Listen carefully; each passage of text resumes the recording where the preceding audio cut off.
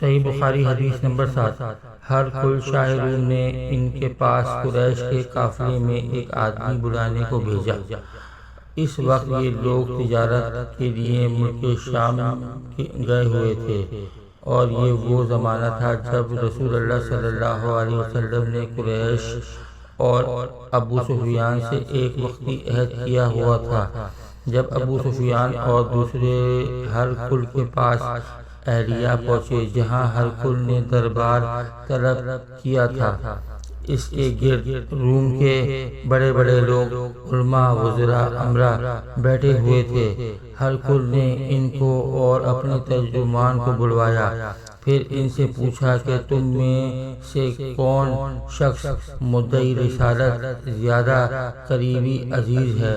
ابو سفیان کہتے ہیں کہ میں بول اٹھا کہ میں ان کا سب سے زیادہ قریبی رشتہ دار ہوں۔ یہ سن کر ہرقل نے حکم دیا کہ اس کو ابو سفیان کو میرے قریب لا کر بٹھاؤ اور اس کے ساتھیوں کو اس کے پیٹھ کے پیچھے بٹھا دو۔ پھر اپنے ترجمان سے کہا کہ ان لوگوں سے کہہ دو کہ میں ابو سفیان سے اس شخص کے یعنی محمد صلی اللہ علیہ وآلہ وسلم کے حالات پوچھتا ہوں۔ اگر یہ مجھ سے کسی بات میں جھوٹ بول دے تو تم اس کا جھوٹ ظاہر کر دینا۔ ابو سفیان کا قول ہے کہ خدا کی قسم اگر مجھے یہ غیرت نہ آتی کہ یہ لوگ مجھ کو جھٹلائیں گے تو میں آپ صلی اللہ علیہ وسلم کی نسبت ضرور غلط گوئی سے کام لیتا۔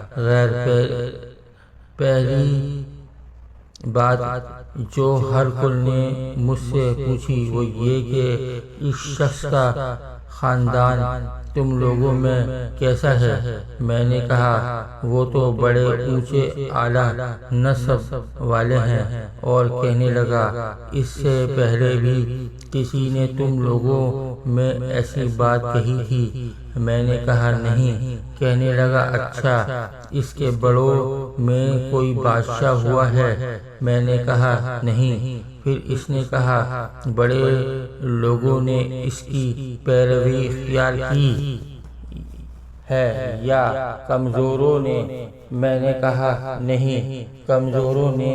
پھر کہنے لگا اس کے تابع دار روز بڑھتے جاتے ہیں، کوئی ساتھی پھر بھی جاتا ہے؟ میں نے کہا نہیں۔ کہنے لگا کیا اپنے اس دعوے نبوت سے پہلے کبھی کسی بھی موقع پر اس نے جھوٹ بولا ہے؟ میں نے کہا نہیں۔ اور آپ ہماری اس سے صلح کی ایک مقررہ مدت ٹھہری ہوئی ہے، معلوم نہیں وہ ان میں کیا کرنے والا ہے۔ ابو سفیان کہتے ہیں میں اس بات کے سوا اور کوئی جھوٹ اس گفتگو میں شامل نہ کر سکا۔ ہرقل نے کہا کیا تمہاری اس سے کبھی لڑائی بھی ہوتی ہے؟ ہم نے کہا ہاں۔ بولا پھر تمہاری اور اس کی جنگ کا کیا حال ہوتا ہے؟ میں نے کہا لڑائی ڈھول کی طرح ہے، کبھی وہ ہم سے میدان جنگ جیت لیتا ہے اور کبھی ہم ان سے جیت لیتے ہیں۔ ہرقل نے پوچھا وہ تمہیں کس بات کا حکم دیتا ہے؟ میں نے کہا وہ کہتا ہے کہ صرف ایک اللہ ہی کی عبادت کرو، اس کا کسی کو شریک نہ بناؤ، اور اپنے باپ دادا کے شرک کی باتیں چھوڑ دو، اور ہمیں نماز پڑھنے، سچ بولنے، پرہیزگاری اور صلح رحمی کا حکم دیتا ہے۔ یہ سب سن کر پھر ہرقل نے اپنے ترجمان سے کہا کہ ابو سفیان سے کہہ دے کہ میں نے تم سے اس کا نسب پوچھا تو تم نے کہا کہ وہ ہم میں سے اعلیٰ نسب ہے، اور پیغمبر اپنی قوم میں اعلیٰ نسب ہی بھیجے جایا کرتے ہیں۔ میں نے کہا میں نے تم سے پوچھا کہ دعویٰ نبوت کی یہ بات تمہارے اندر اس سے پہلے کسی اور نے بھی کہی تھی؟ تو تم نے جواب دیا کہ نہیں۔ تب میں نے اپنے دل میں کہا کہ اگر یہ بات اس سے پہلے کسی نے کہی ہوتی تو میں سمجھتا کہ اس شخص نے بھی اسی بات کی تقلید کی ہے جو پہلے کہی جا چکی ہے۔ میں نے تم سے پوچھا کہ اس کے بڑوں میں کوئی بادشاہ بھی گزرا ہے؟ تو تم نے کہا نہیں۔ تو میں نے دل میں کہا کہ ان کے بزرگوں میں سے کوئی بادشاہ ہوا ہوگا تو کہہ دوں گا کہ وہ شخص اس بہانے اپنے آباء و اجداد کے بادشاہت اور ان کا ملک دوبارہ حاصل کرنا چاہتا ہے۔ اور میں نے تم سے پوچھا کہ اس بات کے کہنے یعنی پیغمبری کا دعویٰ کرنے سے پہلے تم نے کبھی اس کے دروغ گوئی کا الزام لگایا ہے؟ تو تم نے کہا کہ نہیں۔ تو میں نے سمجھ لیا کہ جو شخص آدمیوں کے ساتھ دروغ گوئی سے بچنے اور اللہ کے بارے میں کیسے جھوٹی بات کہہ سکتا ہے؟ اور میں نے تم سے پوچھا کہ بڑے لوگ اس کے پیرو ہوتے ہیں یا کمزور آدمی؟ تو تم نے کہا کمزوروں نے اس کی اتباع کی ہے۔ تو دراصل یہی لوگ پیغمبروں کے متبعین ہوتے ہیں۔ اور میں نے تم سے پوچھا کہ اس کے ساتھی بڑھ رہے ہیں یا کم ہو رہے ہیں؟ تو تم نے کہا کہ وہ بڑھ رہے ہیں۔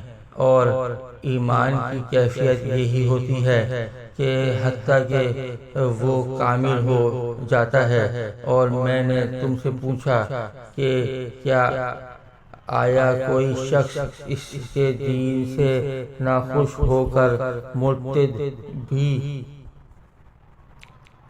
ہو جاتا ہے؟ تو تم نے کہا نہیں۔ تو ایمان کی خاصیت بھی یہی ہے کہ جن کے دلوں میں اس کی مسرت رچ بس جائے وہ اس سے لوٹا نہیں کرتے۔ اور میں نے تم سے پوچھا کہ آیا وہ کبھی عہد شکنی کرتے ہیں؟ تو تم نے کہا نہیں۔ پیغمبروں کا یہی حال ہوتا ہے، وہ عہد کے خلاف ورزی نہیں کرتے۔ اور میں نے تم سے کہا کہ وہ تم سے کس چیز کے لیے کہتے ہیں؟ تو تم نے کہا کہ وہ ہمیں حکم دیتے ہیں کہ اللہ کی عبادت کرو، اس کے ساتھ کسی کو شریک نہ ٹھہراؤ، اور تمہیں بتوں کی پرستش سے روکتے ہیں، سچ بولنے اور پرہیزگاری کا حکم دیتے ہیں۔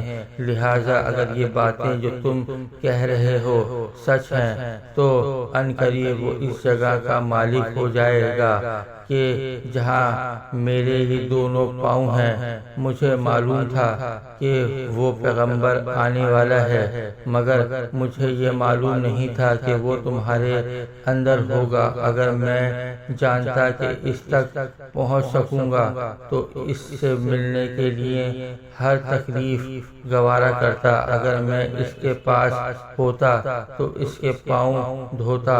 ہرقل نے رسول اللہ صلی اللہ علیہ وسلم کا وہ خط منگایا جو آپ نے وحیہ کلبی رضی اللہ تعالی عنہ کے ذریعے حاکم بصری کے پاس بھیجا تھا، اور اس نے وہ ہرقل کے پاس بھیج دیا تھا۔ پھر اس کو پڑھا تو اس میں لکھا تھا اللہ کے نام کے ساتھ جو نہایت مہربان اور رحم کرنے والا ہے۔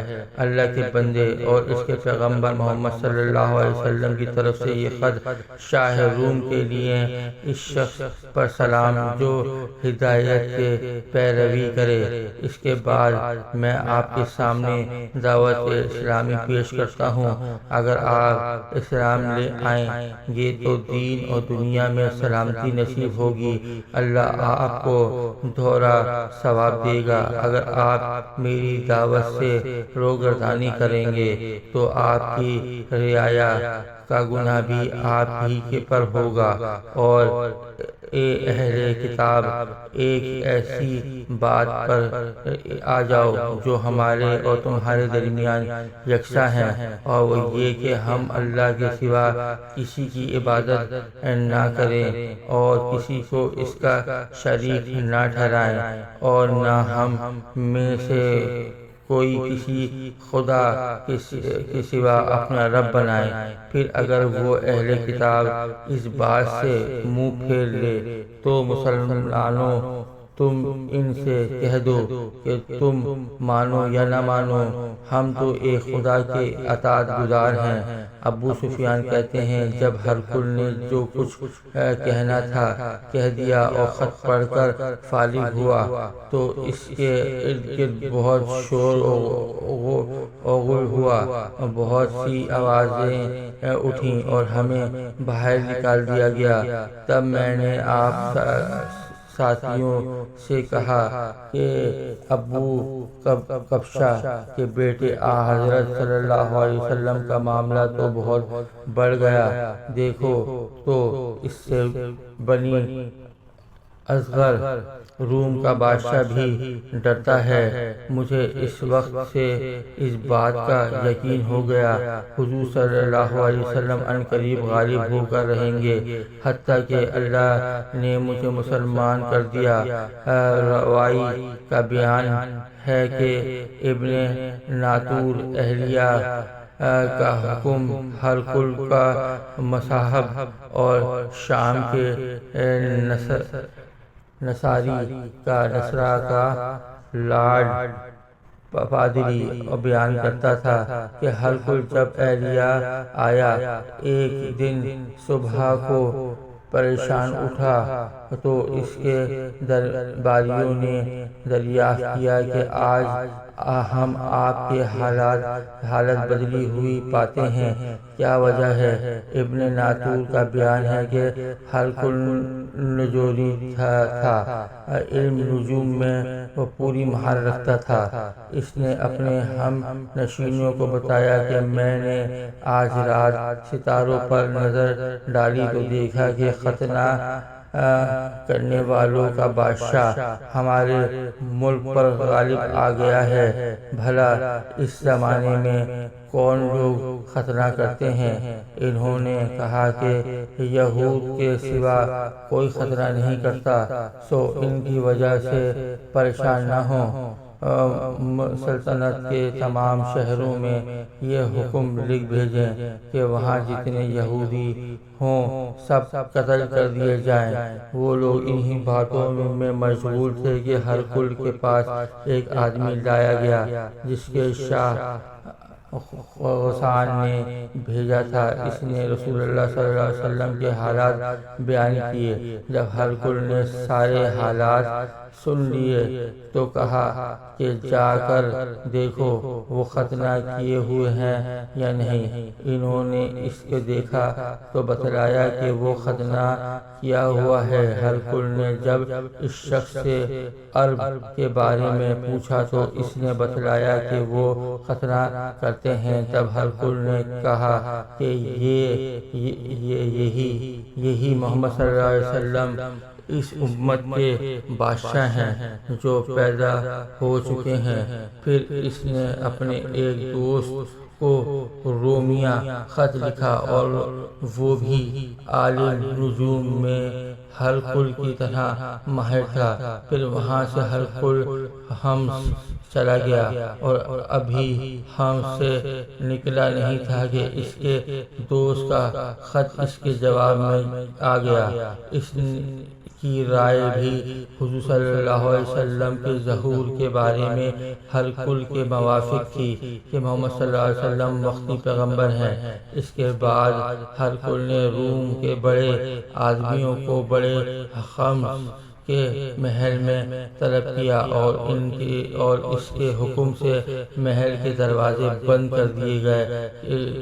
پھر وہ اپنے خاص محل سے باہر آیا اور کہا، اے روم والوں، کیا ہدایت اور کامیابی میں کچھ حصہ تمہارے لیے بھی ہے؟ اگر تم اپنی سلطنت کے بقا چاہتے ہو تو پھر اس نبی صلی اللہ علیہ وسلم کی بیعت کر لو اور مسلمان ہو جاؤ۔ یہ سننا تھا کہ پھر وہ لوگ ہشا گدھوں کی طرح دروازوں کی طرف دوڑے، مگر انہیں بند پایا۔ آخر جب ہرقل نے اس بات سے ان کی یہ نفرت دیکھی اور ان کے ایمان لانے سے مایوس ہو گیا تو کہنے لگا کہ ان لوگوں کو میرے پاس لاؤ۔ جب وہ دوبارہ آئے تو اس نے کہا، میں نے جو بات کہی تھی اس سے تمہاری دینی پختگی کی آزمائش مقصود تھی، سو وہ میں نے دیکھ لی۔ تب یہ بات سن کر وہ سب کے سب اس کے سامنے سجدے میں گر پڑے اور اس سے خوش ہو گئے۔ بالآخر کل کی آخری حالت یہ ہی رہی۔ ابو عبداللہ کہتے ہیں کہ اس نے حدیث کو سہل بن کے ساتھ یونس اور میمن نے بھی زہری سے روایت کیا ہے۔